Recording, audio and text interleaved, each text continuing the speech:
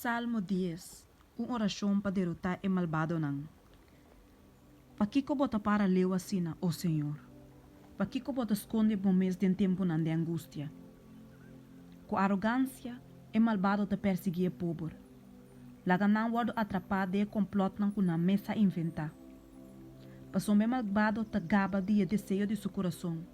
E te bendiciona e gente goloso e te despreciar, Senhor. É malvado com sua cara llena de orgulho, não te busca Deus.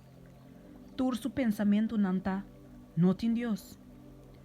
Su caminho não está prospera, tur ora vai.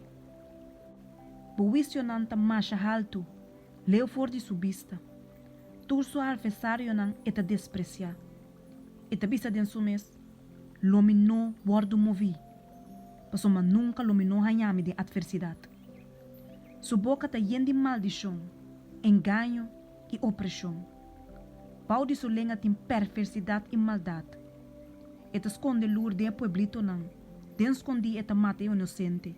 E te esconde lur e pobre. E te lur na escondi maneira leão de sua cueva.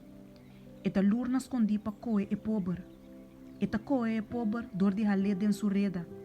E te crack sua vítima não. E não te cai a bom. Não te cai den sua gara não fuerte. E te bisa den sua mes.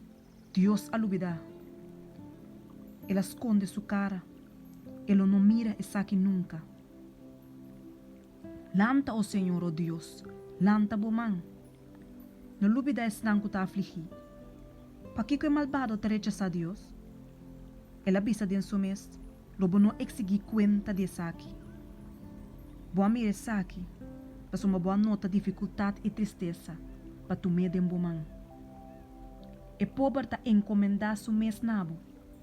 Abo te sunco te ajuda e huérfano. Que babasa dia malvado e dia se do de maldade. Ronde su maldade não te ora bo não haya ni mas.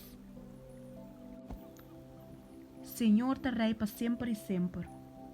Nação não aparecer fora de sua terra. O Senhor, bo atende o desejo de humilde não. Abalo fortificar no coração. Abalo inclinar a boreia. Para a justiça na huérfano e na sum oprimido. Para gente mortal não causa terror mais.